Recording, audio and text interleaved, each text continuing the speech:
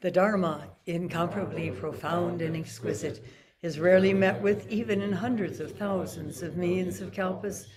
We now can see it, hear it, accept and hold it. May we realize the true mind, the Tathagata. Today is the 5th day of this sesshin here at Mountain Gate. Still raining. Northern New Mexico, which is supposed to be getting drier and drier. That could have fooled me today or yesterday. In June 2022. It is probably the beginning of the monsoon, but there's something else going on. At any rate, it's rather nice. It's the sound of rain, the sound of water is really somehow supportive of our Zen practice. And of course, there were many years in Japan where it rains a lot, where that was supported. And also at Bodhi, over in the Himas Mountains, the few times that Roshi Keplo gave sesshin over there happened to be in the summertime when the acequias, the irrigation ditches, were running, and on one side of the temple, and in the back side there was a river, and it was quite shallow and ran over a lot of rocks, and so it made quite a bit of helpful noise.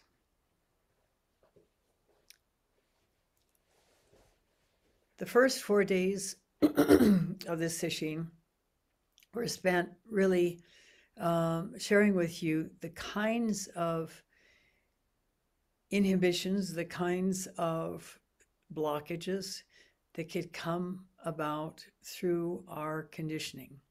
There isn't a single thing that doesn't experience conditioning. Even, for example, plants. There was a science experiment many years ago by a young high school student who planted 2 identical rows of the same plant in the same sunny area in her backyard. And in front of the one of the beds, she played classical music. She praised the plants. She was in general offering them very positive reinforcement. The other bed, she played loud and raucous noises. She was denigrating and nasty to those plants.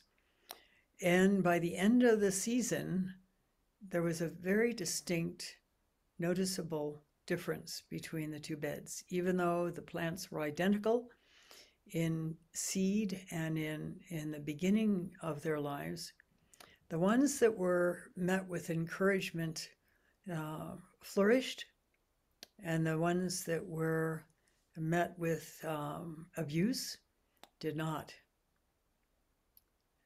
The last word on the experiment was that when she finally quit harassing the one bed, it began to grow towards the other bed that was healthy and fresh and in good shape. Trees in the forest will grow in various different shapes depending on factors of environment. A while ago, many years ago, there was very heavy snow, wet snow, late in the season, and it bent and broke many trees in the area. And for a long time, we could see a tree that had been bent basically horizontal, continuing to grow horizontally. You could see it from the highway. And people are no different. Dogs, cats, other animals as well. And it influences our trajectory in our Zen practice, because what we're called upon to do in Zen is reach beyond conditioning and open to the place that has no name. And when we can do that, it's immensely freeing. But in order to get there, often we will have to work with our conditioning. I'd like to share a koan with you. This is in the Momon koan. It's case number 26. And it is titled Nonsense, No Mind, Not Mind, Not Buddha, Not Beings. And it reads this way. A monk asks Nonsen, Nanchuan in Chinese, is there a fundamental truth that's never been expounded to people for people? And Nansen said, there is. So the monk said, what is the fundamental truth that's never been expounded for people? And Nansen said, it is not mind, it is not Buddha, it is not being. It is beyond words. And we have a commentary, or actually an urging to a question in the Korean Son tradition.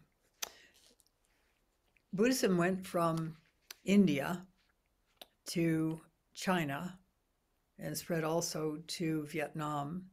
It also had gone earlier to Southeast Asia, except for Vietnam, Thailand, Burma, Laos.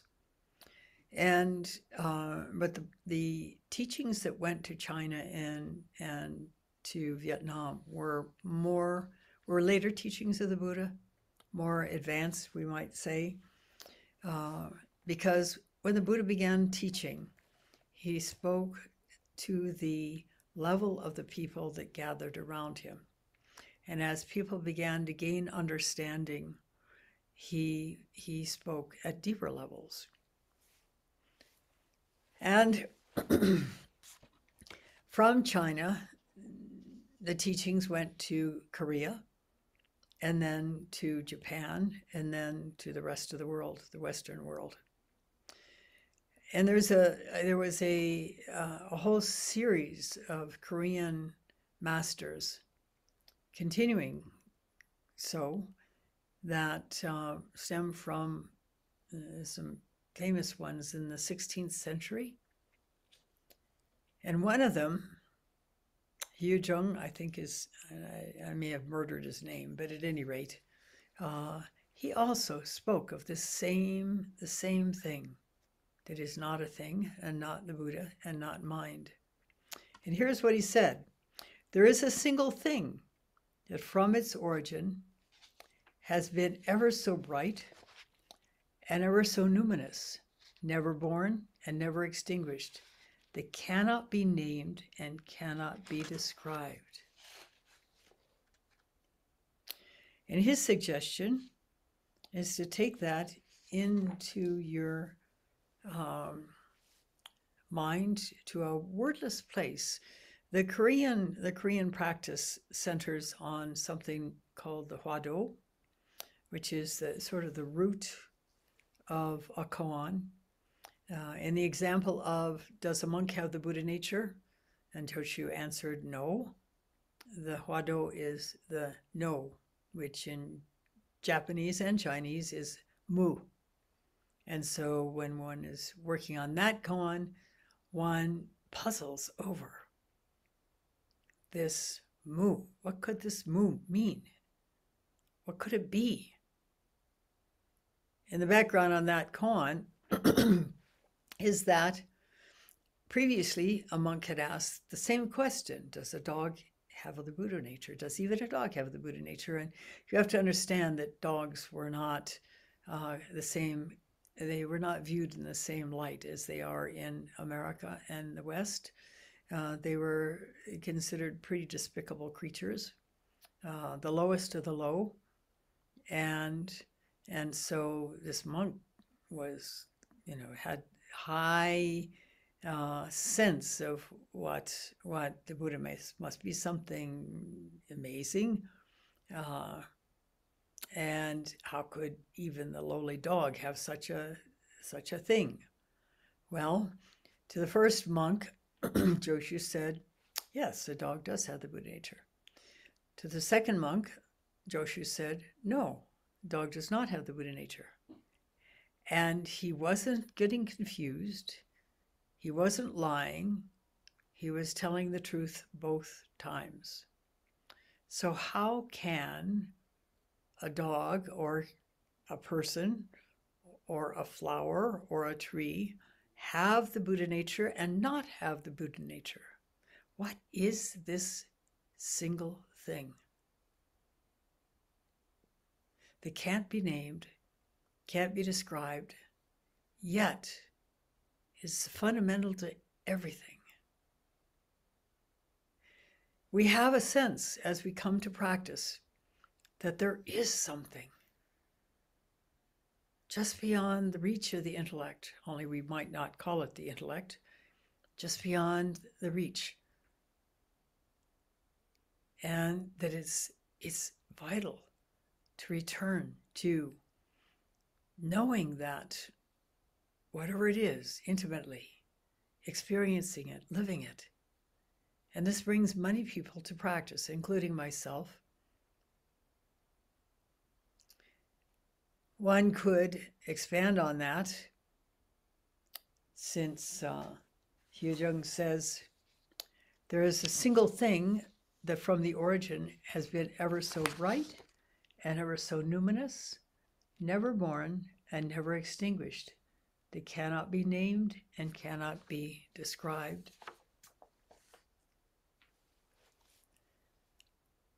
Then why is there suffering in the world?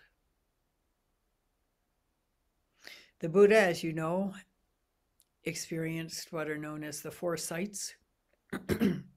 Having been raised in the most affluent environment available in his era, lacking nothing in terms of that era's availability of things for pleasure and ease, and basically at the same time kept captive within the extensive compound of his family. If you've been to India or many other countries similar, you'll note that that houses often have very high walls around them, and these days with glass shards in the top to discourage anybody from climbing over, or concertina wire in other locations. So it's easy to imagine that the Buddha was kept in a compound vast enough that he had places to roam and so on. It was it was pre the invention of glass, I believe, and certainly the invention of concertina wire, but still, he was also a good kid, so he was obedient to his father and stepmother. And then at a certain point in his life, and this coincides with Saturn return, which is something that people go through beginning in their late 20s into their very early 30s, when something inside begins to question and shift. And often people make radical changes in their lives during those periods. It is the time when I actually ended up coming to Zen practice. But at that point, I think he was 28 years old, he decided, I've never seen what's beyond the walls. What is there? And so he snuck out at night with a loyal servant who was willing to take him, and went into the village. And the first thing he saw was an old man bent over, not a whole lot of hair on his head, almost no teeth, clearly having difficulty moving along. And he was shocked. He'd never seen somebody like that. Apparently, people had been whisked away when they got to an age where they might show signs of decrepitude. And so he said, what is that? And his companion said, that's an old person. It's going to happen to you too if you live long enough. It happens to everybody if they live long enough. So this shocked Siddhartha, and he went back and puzzled over it and went back out again the next night, still curious, or perhaps even more so. And then he encountered someone who was sick, very clearly sick. We don't know the details of that sickness. It could have been somebody with leprosy. If you've ever seen somebody with advanced leprosy, they don't have noses. It's just flat. And they may be missing fingers as well, and toes. Or it simply could have been somebody who was retching in the street. There's a lot of things you can get in India. When I was there for a month-long conference, Sozui, who was with me as well from Sogenji, and I both got amoebic hepatitis, and it wasn't fun. When I was, one of the times I visited Hong Kong, I went around a corner at one point, and there was an elderly woman squatting in the middle of the street throwing up. These are the kinds of things you can see outside the United States and outside of Europe. You won't generally see it in the Western countries, but you will see it in less developed countries. So what's that? Well, this person is not well. Well, why not? Well, this can happen to you too. And so he went back again, even more concerned. How can this be? My life was not like this before. And this is what I'm going to end up with. Went out one more time. This time he saw a corpse. And that's an easy thing to see in India. In the West, we sort of whisk our dead away, powder and rouge them up to make them look like they're simply asleep, and often tell our children that, which is kind of unfortunate. We deny that death happens. We're afraid of it. It's not in our face all the time, and so we are even more afraid of it because of that. In Asia, at least when I was living there, it was quite common to see death. When we were living in Chiang Mai, one of the people working in the consulate got a form of hepatitis that killed him, and we were invited to the funeral, which was a burning. And we were among the honored guests to ceremoniously light the pyre after his family had washed his face with coconut milk. And we did this, the honored guests did this by carrying a stick of incense and putting incense on the pyre, and then it was actually lit with flames, and the body was burned. Other times in Thailand, we saw corpses being carried to the burning grounds. It was a fact of life for so many cultures, but it's not a fact of life of ours. In more recent decades, it's become more acceptable to have family members die at home, and hospice has grown up to provide help with that. But there are still many people who, when the family member gets to be towards the last, they shunt them off to the hospital so that they don't have to face the dying. It may not be nice. It may not be pleasant. It may be violent as people struggle not to die. But for those who have seen deeper, for those who know that single thing that is not a thing, there is no problem with death. There is a profound understanding that each one of us can open to, so that when we die, it will not be a problem. There will be no fear. We will simply let go. As Yaiku Iwasaki did. I spoke of her story a few days ago.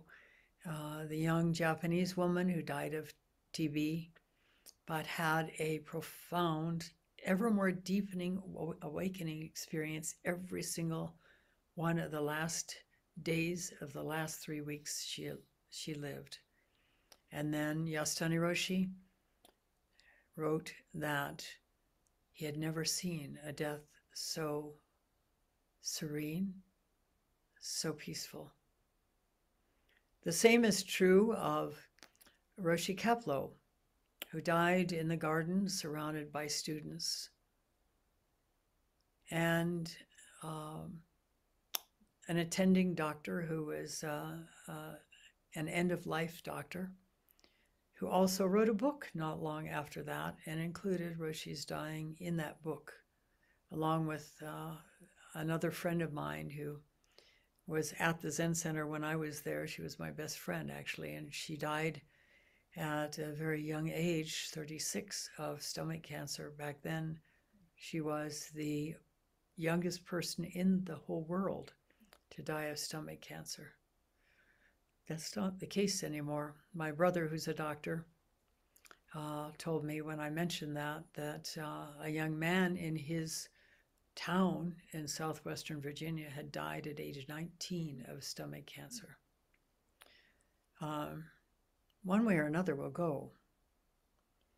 The woman who donated the bricks, the adobe blocks that built this zendo and the rest of this part of the building, died of stomach cancer. But I don't want to scare you. What is more important is that you open to that innate need that you have, that everyone has, to find release, find happiness, find ease. And for those of us who have that sense that there really is something just beyond the veil, as one person put it, that you search for that. And as you already heard, it is not something that can be named. It is not something that can be described, but it is real. And you can realize it. Let's share a little bit more of what Kyujong says. There is a single thing that from the origin has been ever so bright and ever so numinous, never born and never extinguished, that cannot be named and cannot be described. And then there's a footnote here. To say it is like a single thing does not hit the spot. There is a single thing herein is not apart from the state, this state. It is always clear, so therefore they say so. This is a quote. Words cannot describe it. Thoughts cannot reach it. It is beyond thought. So the sooner we can tune into our bodies and extend the out-breath and feel the experience that that brings forth, And again, as was said during these earlier teishos during this sesshin, there can be blockages to that.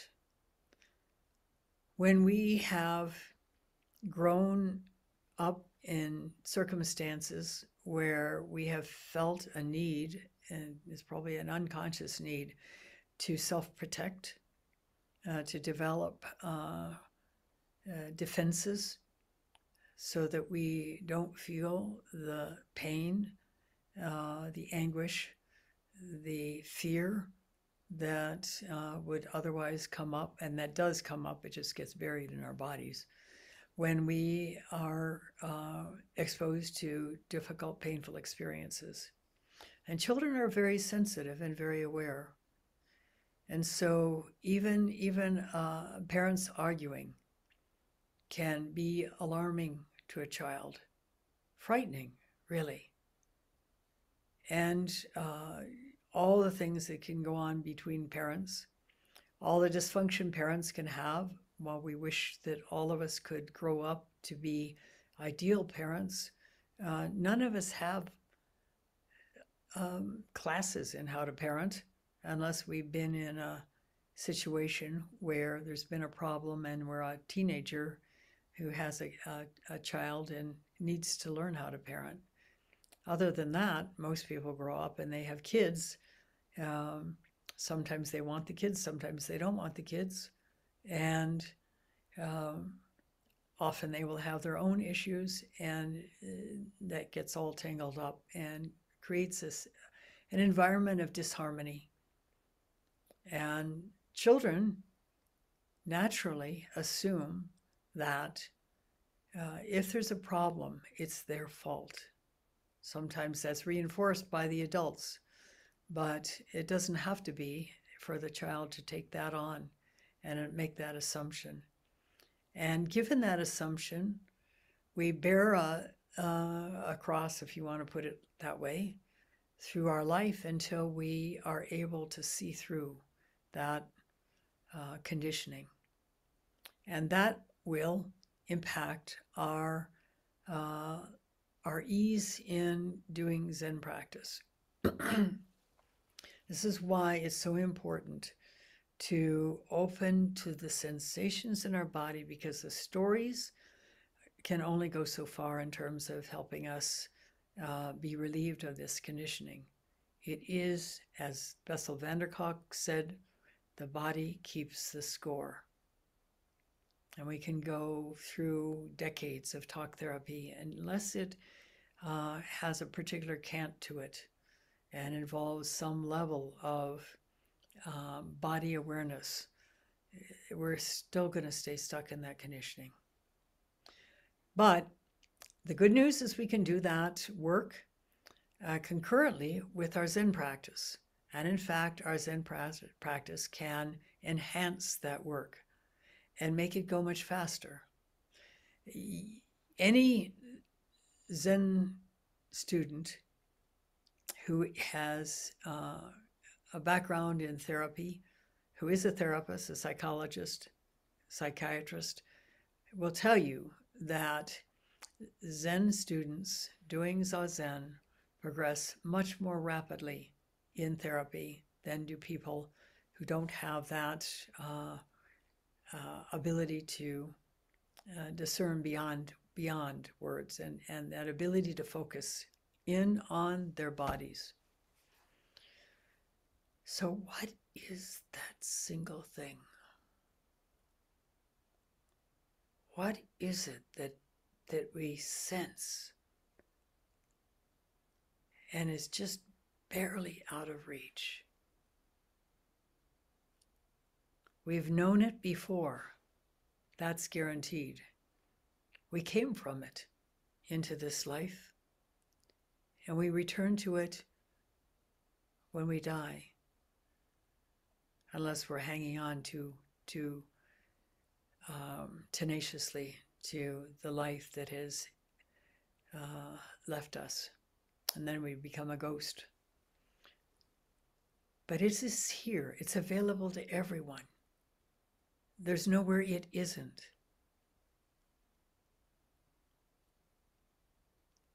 So on this 5th day of Sesshin, sink into that unknowingness within yourself and search.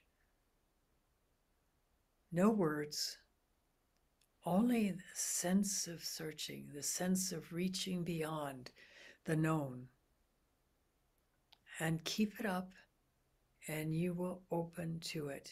And in that opening to it, you will find, depending on how deeply you go, a level of freedom that you cannot even imagine. And it will infuse your whole life from there on. It will change your life. Suddenly things will feel different for you. Suddenly experiences will turn out differently for you. I leave you with this and urge you to sink deep, because it will be so worth it. And this is what each one of us is here yearning to open to. Otherwise, we wouldn't be sitting here in this zendo, sitting all day long and often into the night or early morning. It matters. Go for it. Thank you for listening. We'll stop now and recite the 4 vows.